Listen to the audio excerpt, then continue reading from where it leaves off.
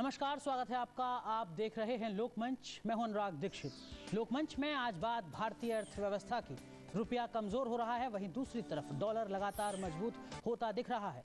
America में वहां की आर्थिक नीतियों को लेकर कुछ फैसले लिए जा रहे हैं, लेकिन उन फैसलों का असर भारतीय अर्थव्यवस्था पर किस तरीके से पड़ता दिखता है, ये समझने की कोशिश करेंगे आज लोकमंच में। सोने का आयात क्या वास्तव में एक बड़ी चुनौती है भारतीय अर्थव्यवस्था के लिए या नहीं? साथ ही साथ निवेश के लिए माहौल बनाना, इस मुद्दे पर चर्चा पिछले सालों से लगातार होती रही है। सरकार के सहयोगी दल इन्हीं मुद्दों को लेकर अलग अलग तर्क के साथ सरकार से बाहर जाते रहे हैं, लेकिन इन सब के बीच क्या अब भी यानी जून 2013 तक भी निवेश के लिए वो माहौल नहीं बन पाया है जिसकी कम से कम जरूरत सरकार बताती रही है? ऐसे में आने वाले दिनों में भारतीय अर्थव्यवस्था की किस तरीके की तस्वीर दिखती है? जानकार कह रहे हैं कि इंद्रदेव मेहरबान हो रहे हैं, लेकिन ये मेहरबानी कहीं जरूरत से ज्यादा तो नहीं है। महंगाई के मोर्चे पर क्या कुछ हो सकता है? और बुनियादी या कहें ढांचागत क्षेत्र में विकास को लेकर या नियामक बनाने को लेकर जो बातें कही जाती रही हैं, क्या वास्तव में उस पर ईमानदारी से काम हो रहा है या नहीं? यही सब कुछ समझने की कोशिश आज लोकमंच में।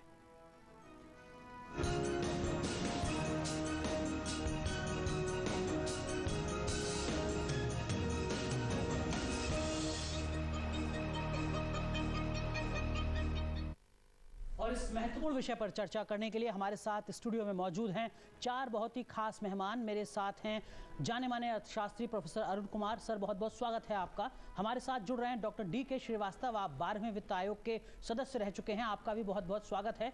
मेरे साथ जुड़ रहे हैं वरिष्ठ आर्थिक पत्रकार मनोहर मनोज, आपका भी बहुत बहुत स्वागत है। और हमारे साथ जुड़ेंगे प्रोफेसर राकेश मोहन जोशी, आप Indian institute of foreign trade से जुड़े हुए हैं, आपका भी बहुत बहुत स्वागत है। प्रोफेसर जोशी, क्या आपको लगता है कि अगर डॉलर मजबूत होता है तो इसका सीधा असर आम भारतीय के लिहाज से क्या कुछ है? हमारे व्यापार पर, हमारी अर्थव्यवस्था पर, आम उपभोक्ता पर, आम भारतीय पर इसका क्या कुछ असर हो सकता है आपके मुताबिक? देखिए, ये आपने बहुत ही एक महत्वपूर्ण प्रश्न किया कि ये पूरा एक डॉलर का जो एक्सचेंज रेट एक एक्सटर्नल सेक्टर से रिलेटेड है। और अब आप हिंदुस्तान के अंदर हमारी बात देखिए कि हमारा पिछले साल लगभग 300 बिलियन डॉलर का एक्सपोर्ट हुआ, लेकिन हमारा इंपोर्ट 500 बिलियन डॉलर का हुआ।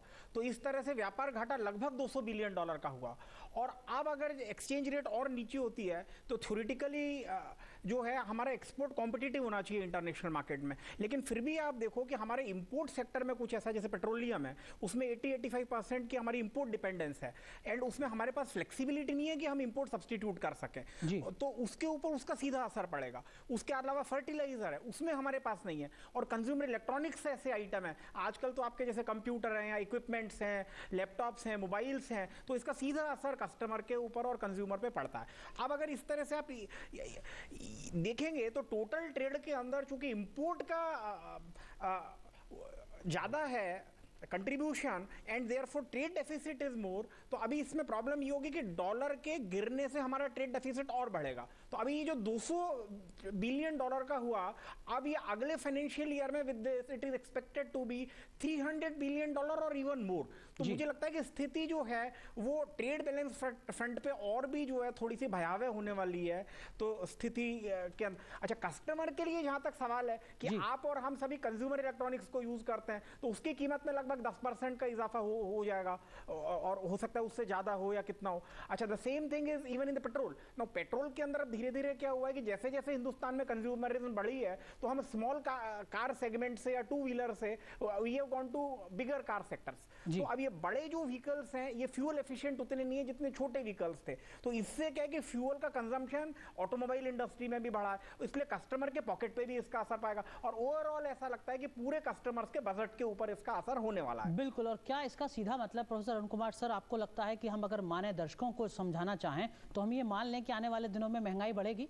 जी हाँ, ये जैसे बताया जोशी जी ने कि जब रुपए कमज़ोर हो रहा है तो जो भी आपने इंपोर्ट किया उसके दाम बढ़ जाएंगे, तो यानी कि इंपोर्टेड इन्फ्लेशन जो है वो बढ़ेगा। दूसरा, इस समय जो बरसात का दौर है, इसके चलते हुए वेजिटेबल्स और फ्रूट्स की सप्लाई कम हो जाती है। वेजिटेबल्स फ्रूट्स के प्राइसेस पिछले दिनों में निवेश की बात लगातार की जाती है, क्या आपको लगता है किस वजह से मन मुताबिक नतीजे नहीं मिल पा रहे?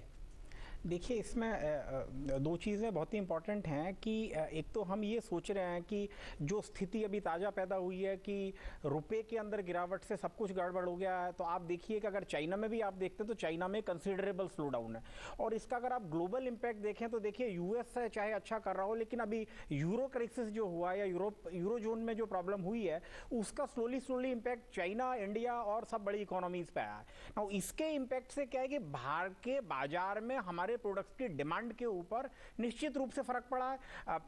वो आप देखिए जैसे पिछले महीने एक्सपोर्ट जो है वो 1.1% की उसमें गिरावट आई है। पिछले साल के एक्सपोर्ट के अंदर अगर आप देखते हैं फाइनेंशियल ईयर में तो लगभग 1.3% की गिरावट आई है। तो ये हमारी गिरावट है और वैसे ही चाइना में भी। अब चाइना के इकोनॉमी स्लोडाउन से उसके satellite country east Asian countries के ऊपर भी इसका निश्चित रूप से फर्क पड़ा है। तो एक तो इसके अंदर जो ग्लोबल फैक्टर है या यूरोजोन का फैक्टर है वो एक इंपॉर्टेंट फैक्टर है। अच्छा, अगर आप यूरोजोन को देखें तो the whole European Union today is the biggest economy on the earth, even greater than the United States of America. तो इसके इंपैक्ट का एक कारण है। अब अगर अपन भारत के अंदर निवेश की बात करते हैं तो देखिए जो FDI is an important, but FDI is a very miniscule part of the total investment in the country. अच्छा, दूसरा जो हाल के वर्षों में जो हुआ है कि इंडिया का outward FDI is much more than the India's inward FDI. तो हमको ऐसा एक वातावरण क्रिएट करना है कि डोमेस्टिक एंटरप्रेन्योर जिन्होंने पैसा अपना डिपॉजिट्स में रखा हुआ है वो भी यहाँ पे थोड़ा इन्वेस्ट करें। अच्छा, मैन्युफैक्चरिंग सेक्टर जो है एक अत्यधिक चिंता का विषय है। हम हमेशा ट्रेड डेफिसिट की बात करते हैं। ट्रेड के अंदर अगर आप देखिए कि इंडिया के जो टोटल एक्सपोर्ट्स के अंदर सर्विसेज का शेयर 31% है, जबकि चाइना के अंदर सर्विसेज का शेयर ओनली 9% है। 91% exports in China is that of the manufactured goods. In India it is almost 69% और सो ऑफ द मैन्युफैक्चर्ड गुड। इस तरह से अगर आप देखते हो तो हिंदुस्तान का सर्विसेज एक्सपोर्ट का शेयर टोटल एक्सपोर्ट में अमेरिका से भी ज्यादा है, क्योंकि अमेरिका का लगभग 28-29% है, हमारा लगभग 31% है। तो सबसे इंपॉर्टेंट चीज ये कि मैन्युफैक्चरिंग एक्सपोर्ट को हमको बढ़ावा देना है और इसको बढ़ाने से ही आपके डॉलर के अंदर और हमारे जो है ना ट्रेड डेफिसिट के अंदर भी आपको जो इजाफा मिल सकता है एफिशिएंसी। अच्छा, ये कोई शॉर्ट टर्म मेजर नहीं है कि सरकार ने 2 इंसेंटिव दे दिए या कुछ एक्सपोर्ट ट्रेड पॉलिसी में कर दिया तो कुछ हो जाएगा। इसके लिए मुझे लगता है कि एक competitiveness in manufacturing sector is extremely required. Sir, लेकिन मैन्युफैक्चरिंग पॉलिसी की बात होती रही है, बहुत सारे एसईजेड और तमाम तरीके की जो बात है वो लगातार कही जाती रही है बहुत लंबे समय से।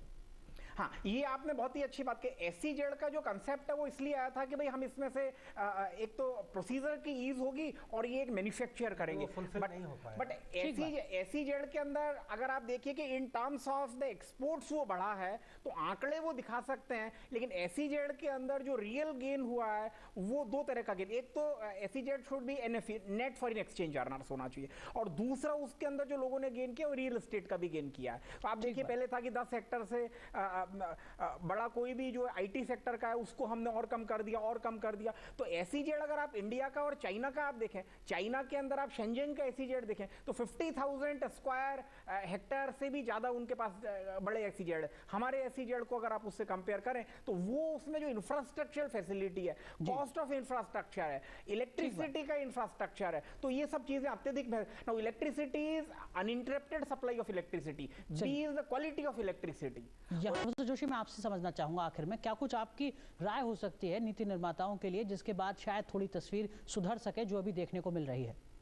देखिए, सबसे इंपॉर्टेंट ये है कि एक तो इनको मैन्युफैक्चरिंग में कॉम्पिटिटिवनेस लानी पड़ेगी और सर्विसेज के ऊपर मुझे लगता है अब हमारी over dependence on export on services है, और तो मैन्युफैक्चरिंग के अंदर जब तक हम कॉम्पिटिटिवनेस नहीं लाएंगे तब तक हमारा गुड्स का एक्सपोर्ट नहीं बढ़ेगा। दूसरी चीज़ें, हम इनवर्ड एफडीआई की बात करते हैं, लेकिन मुझे लगता है कि हमको भारतीय कंपनियों को भी विदेश के अंदर इन्वेस्ट करने और वहाँ ऑपरेट करने के लिए प्रोत्साहित करना होगा, जिससे कि उसकी असेट्स की भी हेजिंग हो सके और ये कंपनियों से रिमिटेंस ट्रांसफर हो सके। तो जैसे एयरटेल है या टाटा स्टील है, तो ये एक दूसरी चीज़ एक इंपॉर्टेंट है। और एक सबसे इंपॉर्टेंट जो है वो है कि एफिशिएंसी इन एवरीथिंग, जैसे कि हमारा ओवर डिपेंडेंस ऑन फ्यूल है और एग्रीकल्चर एक दूसरा आइटम है। अब धीरे धीरे आप देखिए कि एग्रीकल्चर के अंदर over the years arable land के अंदर कमी आई है, नंबर ऑफ फार्मर्स में कमी आई है, टोटल प्रोडक्शन उतना बढ़ा नहीं है, प्रोडक्टिविटी की प्रॉब्लम बरकरार है, और मोस्ट एग्रीकल्चर आइटम के अंदर अब हम जैसे दूध के सबसे बड़े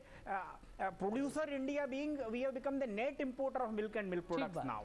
तो ये एक और आधे अच्छा, बच्चे कुपोषित भी हैं, ये कुपोषित भी एक भी हैं। हकीकत है। दूध का सबसे बड़ा बिल्कुल उत्पादक